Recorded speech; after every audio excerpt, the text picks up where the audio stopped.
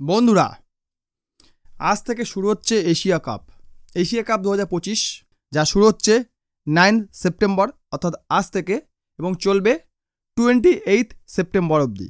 এবারে Asia cup ভারতে হবার কথা থাকলেও হচ্ছে কোথায়? ইউএই, ইউনাইটেড আরব এমিরেটসে, সংযুক্ত আরব আমিরাতে হচ্ছে এই এশিয়া কাপের আসর। কেন?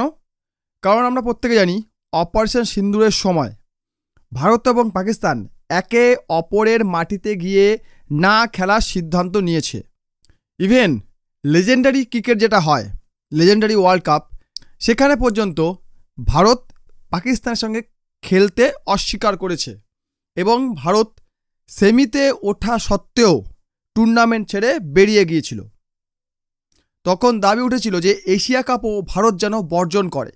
আমারও পার্সোনালি মত ছিল এশিয়া কাপ ভারত যেন বর্জন করে, এশিয়া কাপে ভারত যেন না খেলে। কিন্তু সেটা হয়নি। কেন হয়নি? টাকার জন্য। শুধু কি অর্থের জন্যই কি এশিয়া কাপে খেলছে ভারত? পাকিস্তান এবং বাংলাদেশে তো এই কথাই বলছে যে শুধুমাত্র অর্থের জন্য, লাভের জন্য ভারত এশিয়া কাপে অংশগ্রহণ করছে। এশিয়া কাপে অংশগ্রহণ ভারতের জন্য অর্থের হাতছানি নয়, অর্থের ফুলঝুরি নয়। এশিয়া কাপে জিতলে উইনার টিম 2.6 crore INR পাবে, 2,60 লক্ষ ভারতীয় মুদ্রা পুরস্কার মানি পাবে। অথচ হার্দিক পান্ডিয়া হাতে 8 কোটি টাকা ঘড়ি পরে ঘুরে বেড়াচ্ছে, 18 কোটি টাকা ঘড়ি পরে ঘুরে বেড়াচ্ছে। তাহলে অর্থের জন্য ভারতীয় ক্রিকেটার হোক বা ভারতীয় ক্রিকেট বোর্ড এই টুর্নামেন্টে অংশগ্রহণ করছে না। এই টুর্নামেন্টে ভারত অংশগ্রহণ করছে শুধুমাত্র শিরোপাকে ধরে রাখার জন্য। 1984 থেকে আজ অবধি মোট 16 বার টুর্নামেন্ট হয়েছে, এটা 17তম ইভেন্ট। এই 16টা ইভেন্টের মধ্যে ভারত জিতেছে 8 বার, শ্রীলঙ্কা জিতেছে 6 বার, পাকিস্তান জিতেছে 2 বার। যে সকল বাংলাদেশিরা ভারতকে ট্রোল করছে যে ভারত শুধুমাত্র অর্থের জন্যই এই টুর্নামেন্ট খেলছে, তাদেরকে বলে রাখি ভারতীয় ক্রিকেটারদের এই অর্থে তাদের একটা পায়ে জুতা পর্যন্ত হবে না। হার্দিক পান্ডিয়া হাতে 18 কোটি টাকা ঘড়ি পরে ঘুরে বেড়ায়। এই 18 কোটি টাকা দিয়ে BCL হয় না কি, BBCL নাকি একটা হয় যে বাংলাদেশ প্রিমিয়ার লিগ, BPL। এই BPL এর মতো 3টে আসর অর্গানাইজ করা যায় এই টাকা দিয়ে, টোটাল টুর্নামেন্ট অর্গানাইজ করা যায়, যেটা একটা প্লেয়ার হাতে নিয়ে ঘুরে বেড়াচ্ছে। তো টাকার জন্য ভারত এখানে খেলছে না, খেলছে শুধুমাত্র শিরোপা জেতার জন্য, ট্রফি জেতার জন্য। রোহিত শর্মা একটা কথা বলেছিল, মনে আছে? আমাদের সব পাওয়া হয়ে গিয়েছে, শুধু ট্রফিটা চাই। আমাদের লক্ষ্য একটা ট্রফি। তাই আমরা বাবার ট্রফি জিতে T20 জিতেছি, চ্যাম্পিয়ন ট্রফি জিতেছি, ওয়ার্ল্ড কাপটা হাত থেকে ফসকে গেছে। আমরা এশিয়া কাপও জিতেছি, লাস্ট ইভেন্ট আমরাই জিতেছি। কাজেই শিরোপা ছাড়া আর কোনো কিছুতে ভারতের নজর নেই, শুধুমাত্র শিরোপা জেতার জন্যই ভারত এই টুর্নামেন্টে অংশগ্রহণ করছে। 1984-এ এশিয়া কাপের প্রথম আসর UAE-তে বসেছিল। সেই প্রথম আসরে মাত্র 3টা দল অংশগ্রহণ করেছিল এবং সেখানে ভারত জিতেছিল। এবারের এশিয়া কাপ নিয়ে বাংলাদেশি এবং পাকিস্তানিরা খুব আশায় রয়েছে। তাদের বক্তব্য, এবারের এশিয়া কাপে বিরাট নেই, রোহিত নেই, ধোনি নেই, জাডেজা নেই, তাহলে এবারে এশিয়া কাপে ভারতকে হারানো অনেক সহজ হবে।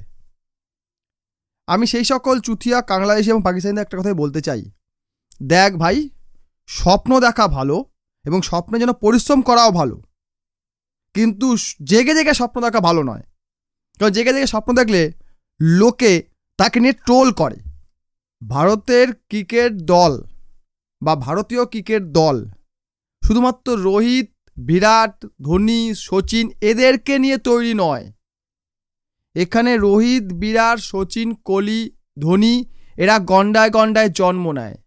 আজ অবধি যতগুলো লেজেন্ডারি ক্রিকেটার পৃথিবীতে এসছে তার মধ্যে কতগুলো ভারত থেকে আছে, কতগুলো পাকিস্তান থেকে আছে, কতগুলো অস্ট্রেলিয়া বা ইংল্যান্ড থেকে আছে, সেটা কাউন্ট করলে বুঝতে পেরে যাবি।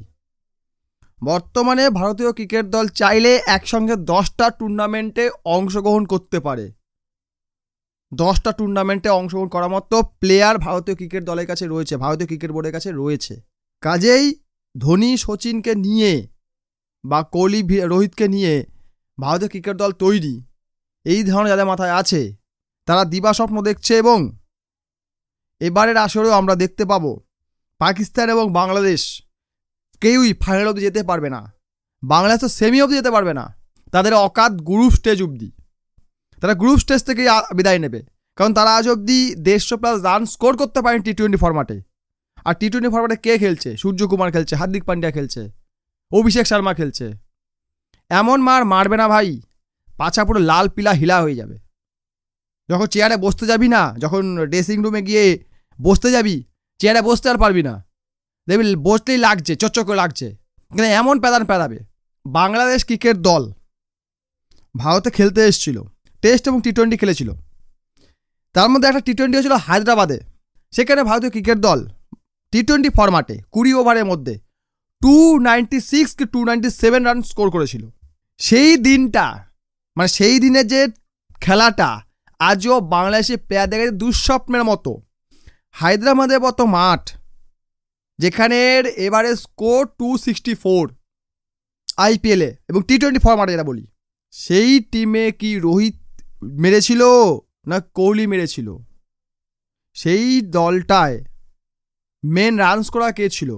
সেদিকে একবার তাকা। ভারতীয় ক্রিকেট ধোনি, রোহিত, কোহলি, সচিন এদের দিয়ে তৈরি।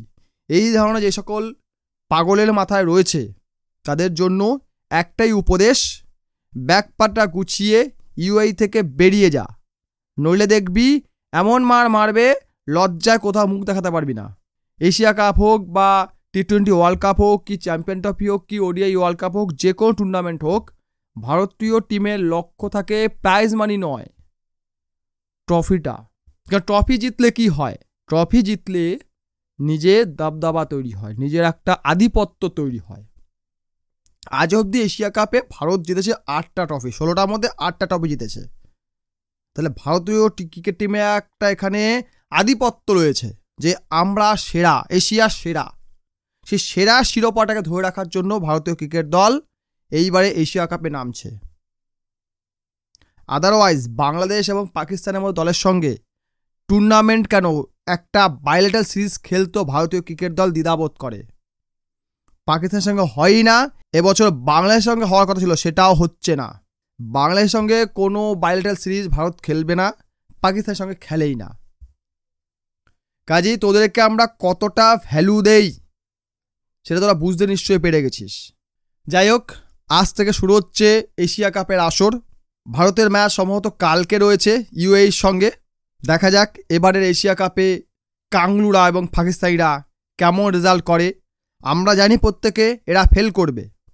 এখানে শ্রীলঙ্কা রয়েছে, এখানে আফগানিস্তান রয়েছে, সেখানে পাকিস্তান বা বাংলাদেশের কেউই সেকেন্ড প্লেস মানে ফাইনালে সেকেন্ড প্লেসটা নিতে পারবে না। প্রথম প্লেস তো আমাদের রয়েছেই, ওটা নিয়ে বলছি না, বলার প্রয়োজনও নেই। সেকেন্ড প্লেসটা এদের মধ্যে কেউ নিতে পারবে না, সেটা আমরা প্রত্যেকে জানি। তাই এদের নিয়ে মাথা খারাপ করে লাভ নেই। ভিডিও ভালো লাইক করুন, কমেন্ট করুন, শেয়ার করুন, চ্যানেল তুলে সাবস্ক্রাইব করুন। আমার ভিডিও বহু মানুষ দেখে কিন্তু সাবস্ক্রাইব করে না, তাই করজোড়ে অনুরোধ, প্লিজ চ্যানেলটি সাবস্ক্রাইব করুন। আপনার একটা সাবস্ক্রাইব আমাকে ভিডিও বানাতে অনুপ্রাণিত করে, আমার অনুপ্রেরণা যোগায়। তাই দয়া করে সাবস্ক্রাইব করে আমার পাশে থাকুন। ভিডিও দেখার জন্য অসংখ্য অসংখ্য ধন্যবাদ।